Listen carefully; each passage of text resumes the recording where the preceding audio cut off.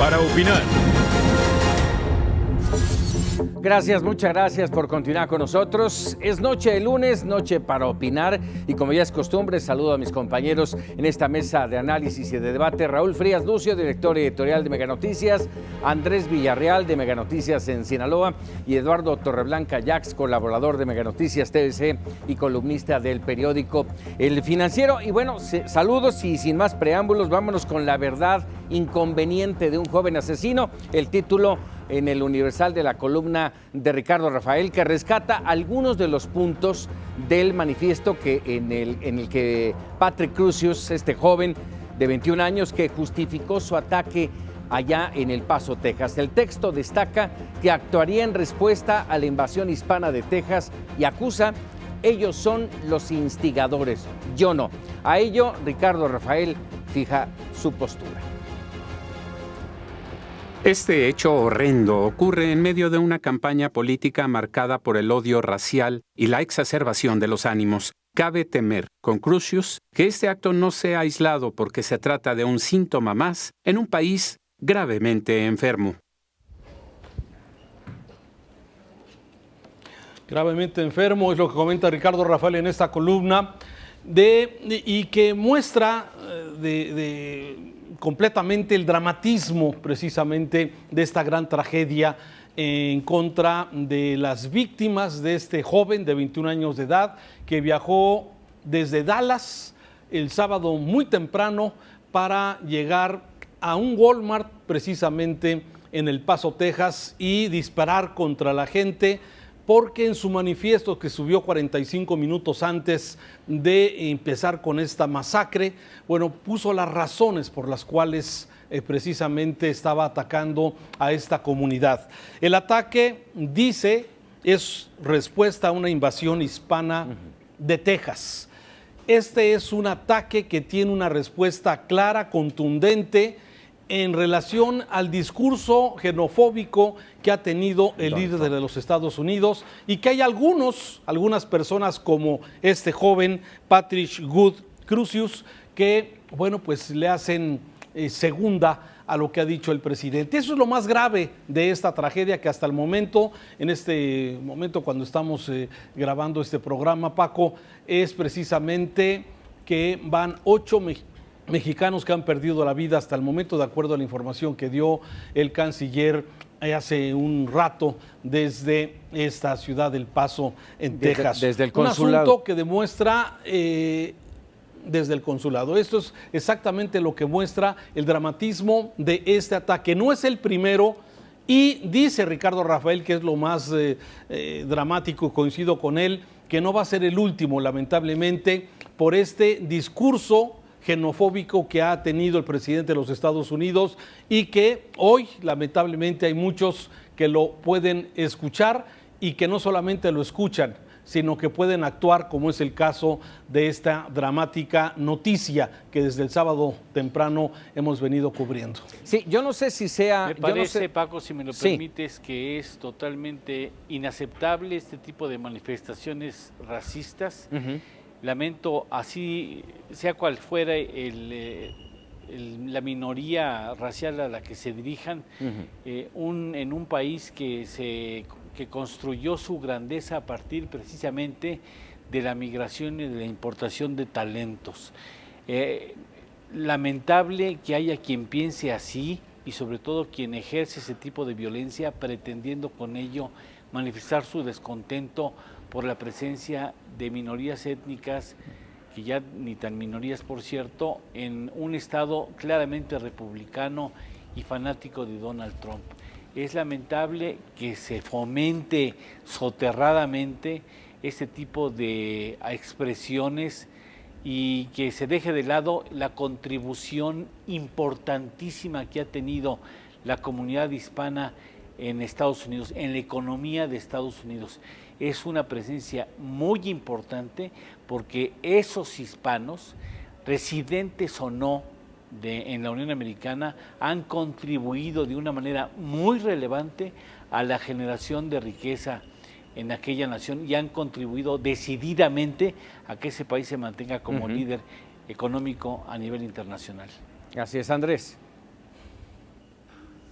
Bueno, no son ni cerca los mejores tiempos para las migrantes en los Estados Unidos, por el contrario, pero estamos hablando de una historia plagada de problemas, especialmente para los mexicanos, desde mediados del siglo XX, en el que se da una migración importante para trabajar de manera legal en los Estados Unidos, con los conocidos como braceros. Desde entonces y hasta hoy ha sido una historia cargada de enfrentamientos, de una lucha contracorriente en un país claramente marcada su situación racial, no solo contra los hispanos o contra los chinos o los italianos en su momento, sino particularmente, por supuesto, contra la comunidad africana que fue quedándose en ese país y que ha sido de una importancia vital.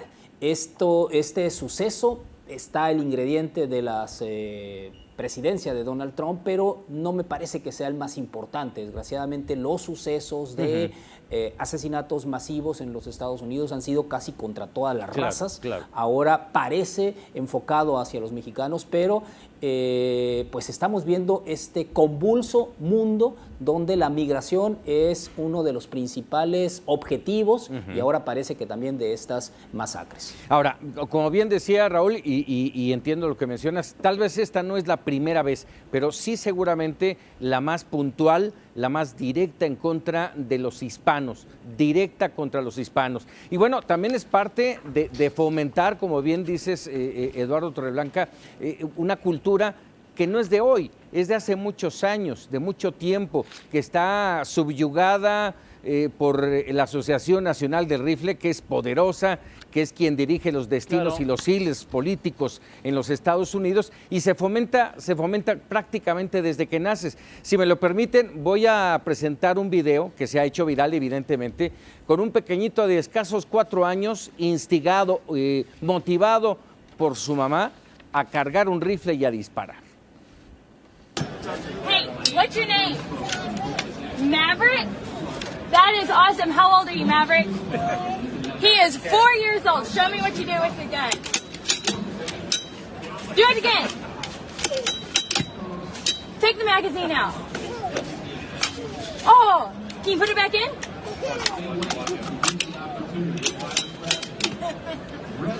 High five. Yeah, get it done. Whoa. That is adorable. Hey, what's your name? Maverick? That is awesome. How old are you, Maverick? He is 4 years old. Show me what you do with your gun. Es adorable, dice esta mujer, que no es su mamá, por cierto, porque le pregunta incluso cuántos años tiene, pero bueno, de alguna manera, este pequeñito de 4 años en algún lugar aprendió no solamente a disparar, que eso a lo mejor en nuestras generaciones no faltaba quien trajera una pistola de juguete, pero este pequeñito sabe cargar un rifle, y de ahí viene toda una cultura en la que las armas son parte fundamental. ¿Cómo lo ven? Hay varias cosas, Paco. Mira, sí, esto que estamos viendo es aberrante, realmente es algo que en una cultura que en los Estados Unidos el estar armado, el tener un arma en tu casa, el tener el manejo de armas, ahí están las consecuencias, ¿no? La cantidad de armas que se venden en los Estados Unidos y la cantidad de armas que lamentablemente han llegado también a nuestro país, donde está prohibido el uso de las armas. Pero ahorita tú decías que no va a ser, seguramente no es el primero, ¿no?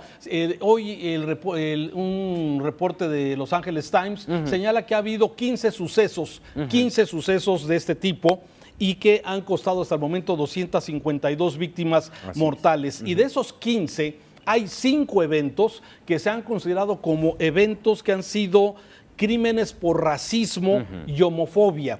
En este caso, recordarás el de Florida, de hace algunos años, que fue contra un bar gay, ¿sí? Ahora es contra una comunidad mexicana, que era el objeto precisamente de este joven, el tratar, de acuerdo a su manifiesto, de acabar con la invasión hispana y que él iba a colaborar para este asunto. Pero otro hecho lamentable, que es precisamente la respuesta del gobierno mexicano. La respuesta del gobierno mexicano hasta el momento hay quien ha calificado como una respuesta tibia, moderada, y hay quienes dicen tibia, y hay quien, bueno, también han señalado que el problema que se está generando también en México es un tipo de xenofobia muy parecida a lo que hoy pasa en la frontera con los Estados Unidos y que estamos repitiendo con los migrantes en el sur de nuestro querido país. Así es que estamos en una situación compleja, difícil,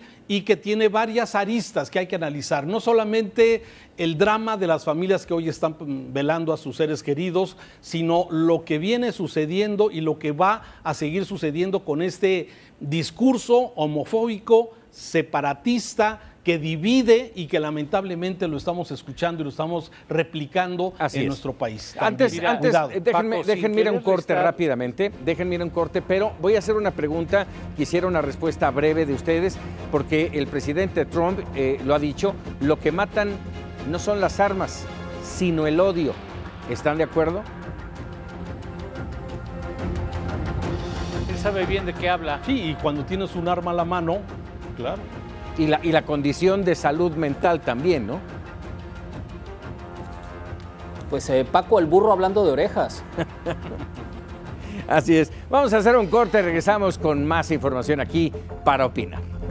Ya estamos de regreso para opinar. Hasta a los de casa muerde, dice Raimundo Rivapalacio en su columna de este lunes en el periódico El Financiero. Habla de la labor que está realizando el fiscal general de la República, Alejandro Gertz Manero, en las que está dando muestras, dice, del poder que ostenta. Una muestra es el proceso que se sigue contra funcionarios y exfuncionarios del Instituto de Administración de Avalúos Nacionales por negarse a entregar 6 inmuebles de la extinta Procuraduría General de la República. La actitud de Gertz Manero recupera sus batallas intramuros en el gobierno de Vicente Fox, por lo cual abrir fuego amigo contra Hacienda no es algo insólito en él. Hace unos 15 años ganó en primera instancia su pleito, pero después lo perdió. Aquello debería haber sido una lección para recular hoy en su pretensión y buscar una forma no arbitraria de salirse con la suya.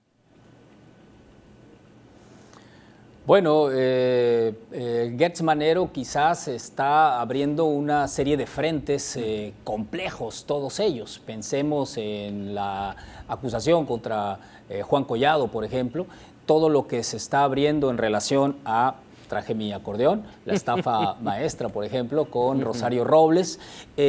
Una serie de casos que yo diría que tienen un punto en común, quizás no se ha mencionado en ningún lado, pero la gran mayoría de ellos parten de actividades que está haciendo Nieto en la Unidad de Inteligencia Financiera. Me parece que es desde el Ejecutivo Federal y no desde la Fiscalía Autónoma donde se están armando la mayoría de los expedientes. Y este es un punto importante, porque en todo caso, entonces la Unidad de Inteligencia Financiera se estaría convirtiendo en el brazo ejecutor del Poder Ejecutivo, no de la Fiscalía. Que si bien es cierto, la gran mayoría de los casos sabemos que es necesario investigar. No se puede adelantar que haya cualquier situación, pero en la gran mayoría de ellos son algunos de los esenciales que es necesario investigar. Dos en particular, por supuesto, marcaron el sexenio de Enrique Peña Nieto. Uno es la estafa maestra y no está sola Rosario Robles en el asunto. Hay un ex candidato presidencial, nada menos que José Antonio Meade, está mencionado y varias veces como secretario de Desarrollo Social en el desvío sistemático que se hizo a través de distintas empresas fantasma. Entonces, Gertz Manero quizás se va a convertir en este elemento bisagra y que hace la diferencia de la postura que inicialmente dijo Andrés Manuel López Obrador que manejaría de no perseguir a nadie. Pero la realidad es que todavía no se cumple un año de la presidencia de López Obrador y sí hay varios frentes abiertos de búsqueda. Está todo lo relacionado con Odebrecht y Pemex y ahora Rosario Robles y Juan Collado, y así nos vamos, y todos tienen ese punto en común que mencioné hace un momento, la Unidad de Inteligencia Financiera y nada menos que Nieto. Y recordemos que la Unidad de Inteligencia Financiera no es un órgano autónomo, depende de la Secretaría de Hacienda. Así es. Sí. Y lamentablemente o afortunadamente, según lo queremos ver, Paco, todos esos casos que acaba de mencionar Andrés hay una figura común en todos ellos y sabemos cuál es, y tendrá tarde o temprano que romper la promesa quizá ¿Será? de no involucrar o no perseguir a expresidentes. Pues yo creo que eso sí, sería es la imposible campanada. pensar que bueno, pues yo le digo que esa pieza a lo mejor la usa cuando se encuentra en el peor momento de credibilidad y de apoyo popular a su actual gobierno, ¿no? Lo que sí es cierto es que sabemos los mexicanos que en todos esos hay un hilo conductor que es imposible que se soslaye. Así es, ni perdón ni olvido, decía Raúl. Perdón y olvido, me parece que poco a poco, y como lo comentamos en programas previos, aquí mismo en Para Opinar, ¿sí? Esto iba a cambiar este discurso del presidente de perdón y olvido. ¿Cómo y cuándo? Era exactamente la pregunta. Y me parece que cada uno de los temas va a ir teniendo una relevancia. Y me parece que a pesar de que se ha insistido en que tenemos un fiscal hoy independiente, que no depende directamente de la instrucción del Ejecutivo, sí me parece que el fiscal Gertz Manero ha venido tejiendo, ha venido armando todos los expedientes que estaban pendientes y los nuevos expedientes que seguramente habrá para irlos utilizando conforme se vaya necesitando, digamos, en la coyuntura informativa del día a día. El tema Odebrecht, que a finales de la administración del presidente Peña Nieto, pues no querían hablar de él, era un tema que hasta estaba reservado para no seguir rascándole a este asunto. Luego el tema de la compra de las plantas de fertilizantes, donde están también involucrados algunos personajes importantes, el caso Collado y ahora el revivir la estafa maestra, a pesar de que el presidente en su momento dijo que Rosario Robles era un chivo expiatorio. Lo acaba de volver a decir, hablando de que eran los de arriba. Sí, lo volvió a decir, que son los de arriba los responsables. Ahí cabe una pregunta. Entonces, este tema... ¿Hasta dónde se va a atrever? ¿Hasta dónde se va a atrever esta administración? ¿O nos vamos a quedar como muchas otras ocasiones solamente en el escándalo? No sé, Paco, no estoy seguro de lo que todavía y hasta dónde quiera llegar el presidente. Lo que me queda claro es que conforme se vaya descomponiendo y las situaciones en el país no vayan saliendo como muchas veces el presidente quisiera, con la rapidez que se presentan los cambios, luego de señalar que pues no solamente lo que dice el presidente, lo que todos nosotros a través de los diferentes escritos, de las opiniones, de los comentarios, señalábamos de la presidencia de Peña Nieto como uno de los sexenios más corruptos, sin duda, en la historia. Me parece que de alguna forma se irá poco a poco llegando hacia estos personajes. ¿Hasta dónde? No lo sé, Paco, no estoy seguro, pero sí me parece que ese discurso de perdón y olvido va a seguir todavía por un rato más. ¿Hasta dónde? El fondo, no puedes, de cara a la nación, Paco, tú no puedes soslayar que haya ese hilo conductor al que hicimos referencia y que sabemos todos los mexicanos. O sea, es imposible que no se toque. Si no se toca, quien estaría dando la espalda a este país que quiere castigo ejemplar para los corruptos que saquearon al país, sería el presidente Andrés Manuel López Obrador. Tiene que ir hasta el fondo. Así lo comprometió y así lo exigimos los mexicanos. Hayamos votado o no por él, así lo exigimos los mexicanos. Estamos hablando no solamente de Peña Nieto, estamos hablando de Salinas, estamos hablando de Calderón. Andrés. Hasta donde se llegue. No, yo creo que me parece que ya sería demasiado. Una de las chambas más complejas que hay en este país es justamente la de Gertz Manero. Y si no entendemos desde afuera que están separadas la Fiscalía del Poder Ejecutivo, me parece que ahí vamos a tener uno de los problemas. Hay por lo menos 15 casos, si nos ponemos ahorita a comentarlos, podemos fácilmente mencionar 15 casos o 20 o quizás 30 en los cuales hay una deuda pendiente en materia de procuración de justicia. Sí. No digo de ejercer la justicia, de procuración de justicia, es decir, de una investigación que existe en relación mínimo 8 gobernadores andan por ahí muy alegres, o 10 gobernadores, exgobernadores andan muy alegres cuando no rindieron buenas cuentas, por lo menos 10. Andan por lo menos 5 exsecretarios de Estado de Peña Nieto, también por ahí muy alegres en algún otro lugar. Anda el mismo presidente, como bien menciona Lalo, en España, a gusto.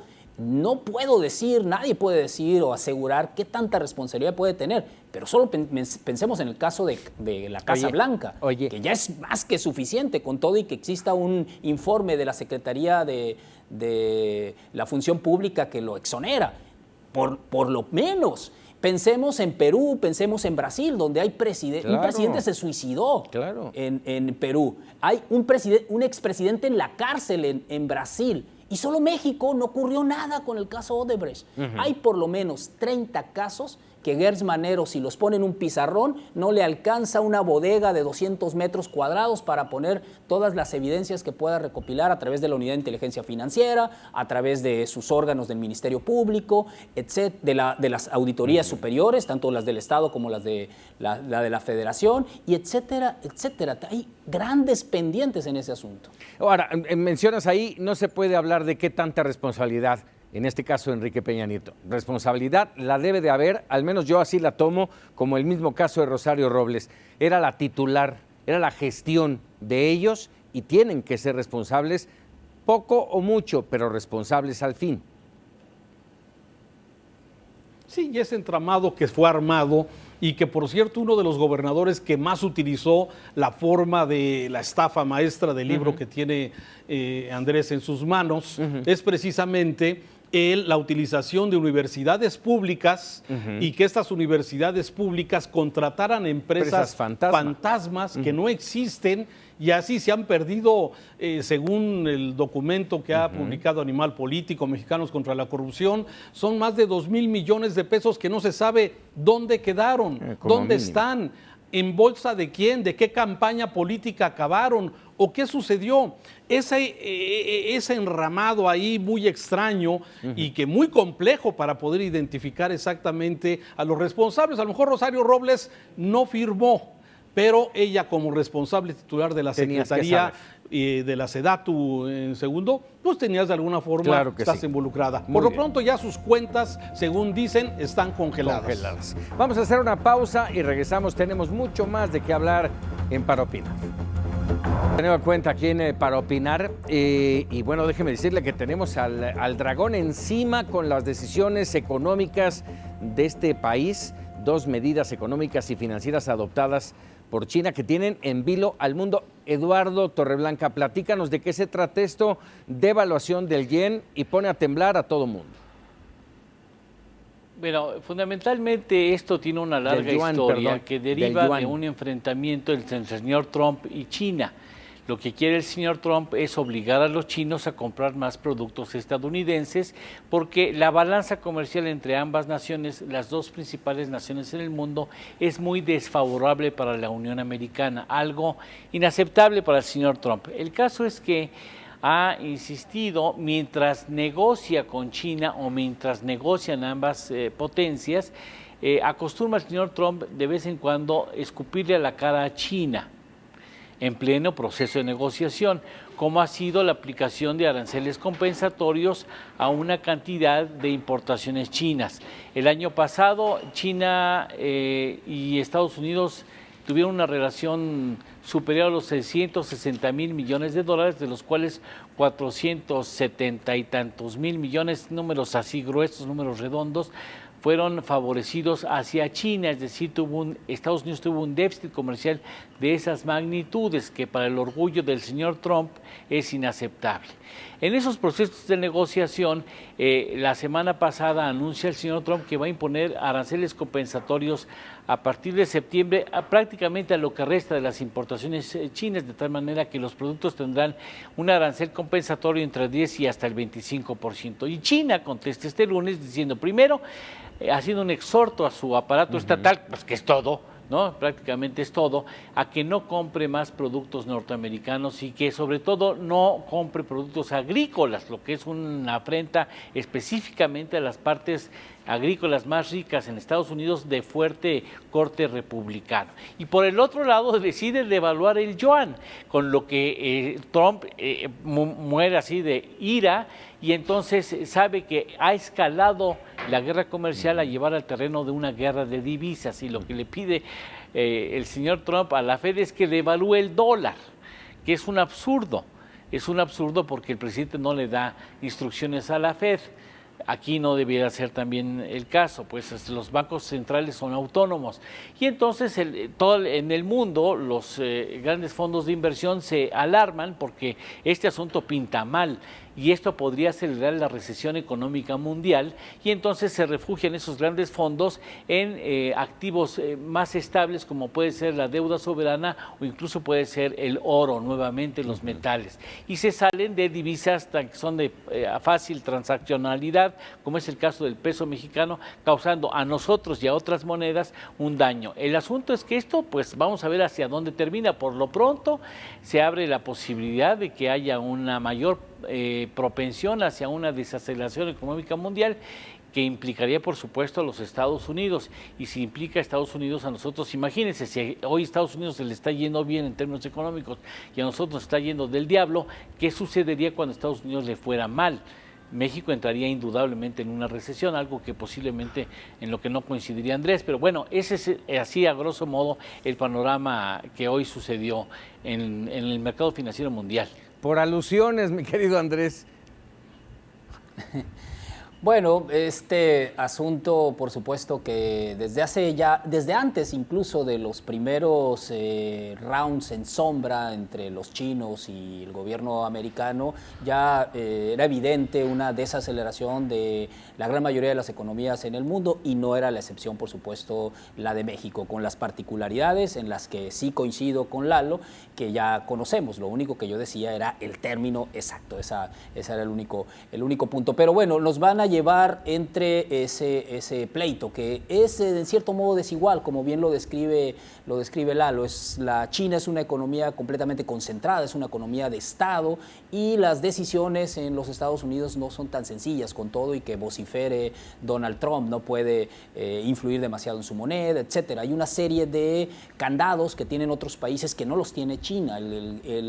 Este monstruo, este dragón, como tú mencionabas, Paco, pues tarde o temprano y poco a poco se ha venido apoderando de muchos lugares. Por eso la balanza comercial desigual que hay entre China y los Estados Unidos. Pero basta ir a cualquier supermercado para darse cuenta el gran poderío de los chinos, o ver la marca de nuestra ropa, etcétera, etcétera. Es increíble esta forma en la que se ha apoderado de los mercados del mundo. Así es. Raúl. Bien, por lo pronto, bueno, el presidente Trump estará seguramente muy entretenido con el tema China. Vamos a ver cómo va evolucionando el tema del acuerdo comercial con México, que para nosotros es vital. Para ellos quizás no lo sea tanto, aunque es importante, pero seguramente aquí lo que hay que estar muy atentos es el impacto que puede tener en nuestra economía, que de por sí, con un crecimiento raquítico, como ya se ha hablado claramente del tema, sí, cuál va a ser el impacto que pueda tener precisamente alguna de las acciones en esta guerra comercial, y que puede...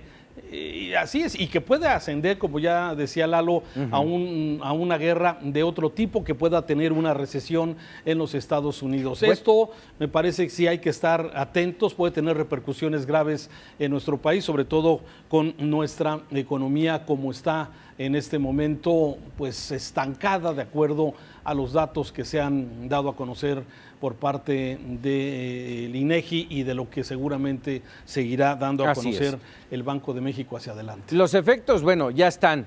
Ya se dieron hoy tan solo el peso casi en 20 pesos por dólar, la bolsa con una caída de casi el 2%, por no mencionar el Dow Jones, que casi fue de 3%, y el Nasdaq del 4% hacia abajo. Más allá, por supuesto, mañana tendrá su repercusión en los mercados europeos. Pero bueno, vamos a tocar otro punto que me parece importante antes de que se nos vaya más el tiempo, el tema de la ley de extinción de dominio. Está ya aprobada por el Congreso, está ya en el escritorio del presidente desde hace más o menos una semana, no se ha publicado, y esto La pregunta es, ¿qué está deteniendo la publicación de una ley que hasta ahora ha sido polémica?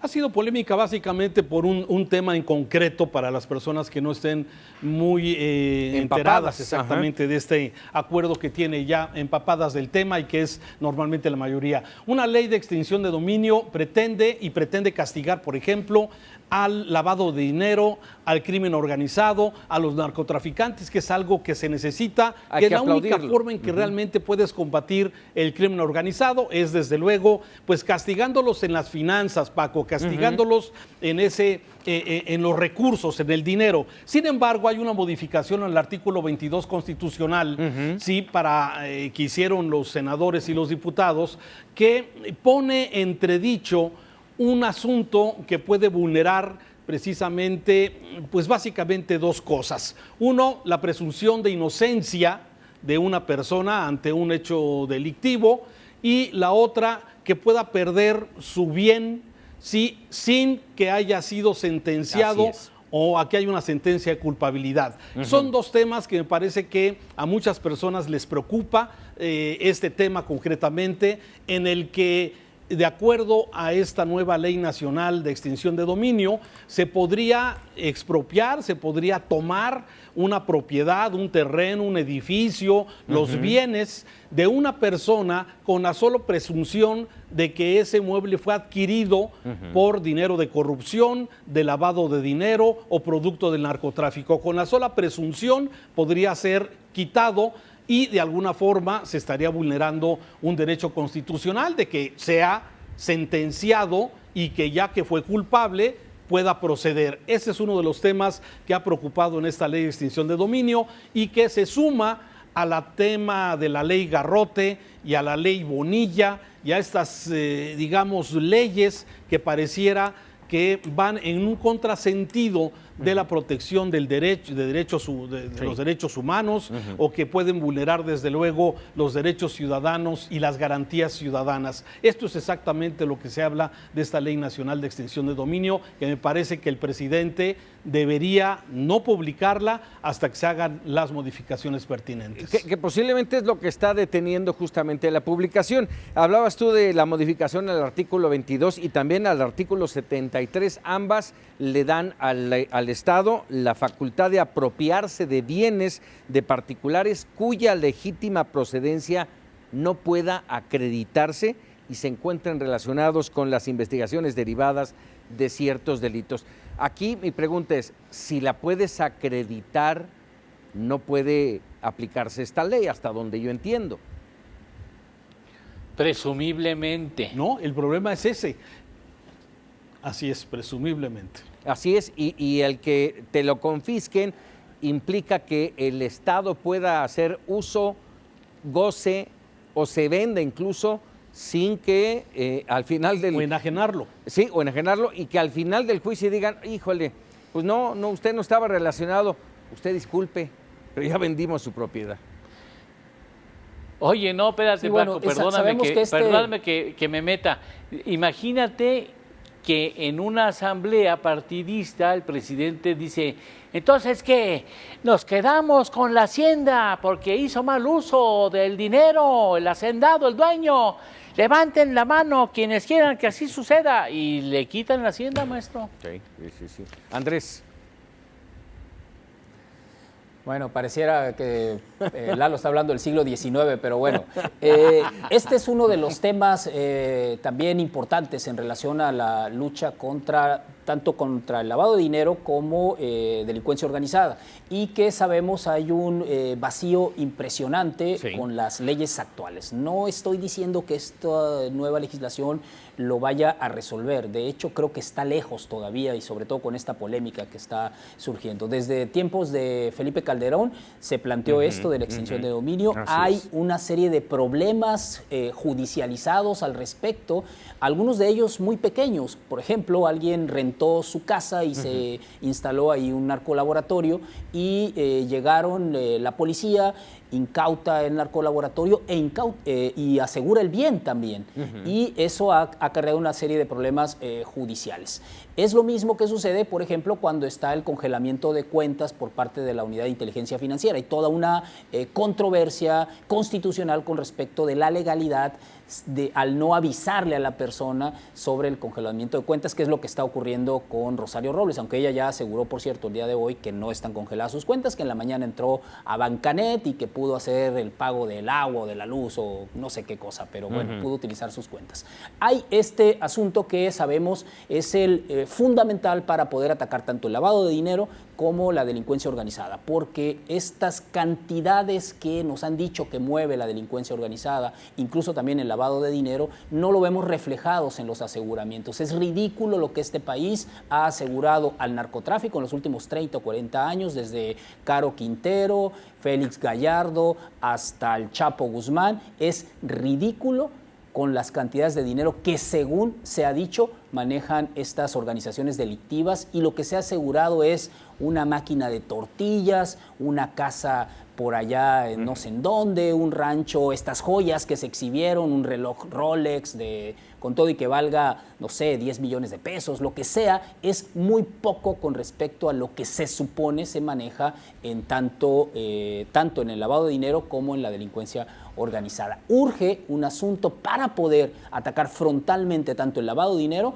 como estas organizaciones delictivas. Ya estaremos pendientes de y lo más seguro es que sí, ya estaremos pendientes de que la yo avalen. creo que o la no. Corte en este caso va a pararlo.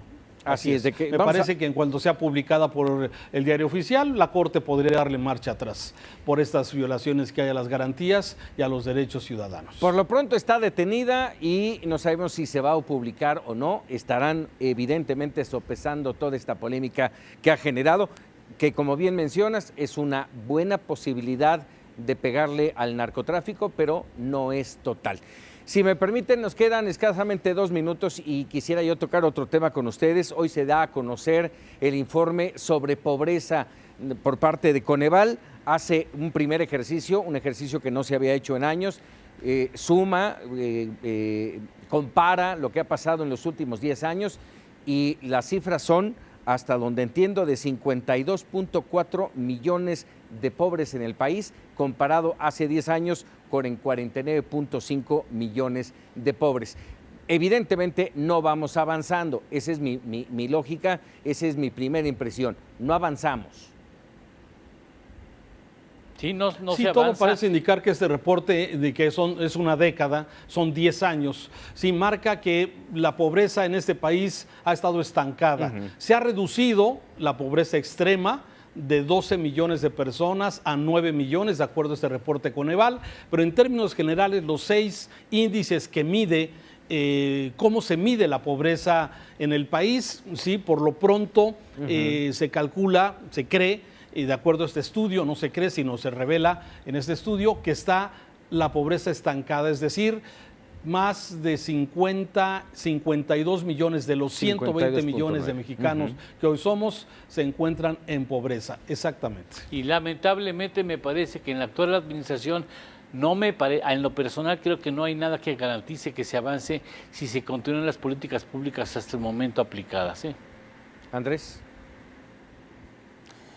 Bueno, quizás aquí habría que también poner en el análisis esta caída importante que se tuvo en el combate a la pobreza en el año 2009. La crisis mundial redujo este importante avance que tenía el país en tiempos de Felipe Calderón, justamente, es decir, hace justamente una década. Esta mejoría importante que tuvo nuestro país en la reducción de la pobreza, sobre todo la pobreza extrema, como bien menciona Raúl, ya, digamos, regresamos como 7 en 9 años hacia los índices que teníamos por ahí a inicios del 2005 en cuestión de índices de pobreza. Es decir, estamos apenas remontando otra vez esa caída drástica que se tuvo hace 10 años por la crisis mundial. Es un tema sumamente complejo y coincido con Lalo, ahora sí Lalo, coincido, de que las estrategias que está marcando Andrés Manuel López Obrador no creo que reduzcan sustancialmente los indicadores de pobreza. Eso de estar repartiendo dinero como lo está haciendo no parece ser una política pública que combata directamente a la pobreza. Hasta aquí quedamos para opinar, como siempre agradeciéndoles. Eduardo, Andrés, Raúl, como siempre, muchas gracias por sus comentarios, pero sobre todo usted que nos permite ofrecerle esta opinión y este debate y usted se quede con la mejor opinión. Lo dejo ahora con los memorables, no sin antes recordarle, mañana es Para Opinar con Raúl Frías. Muy buenas noches.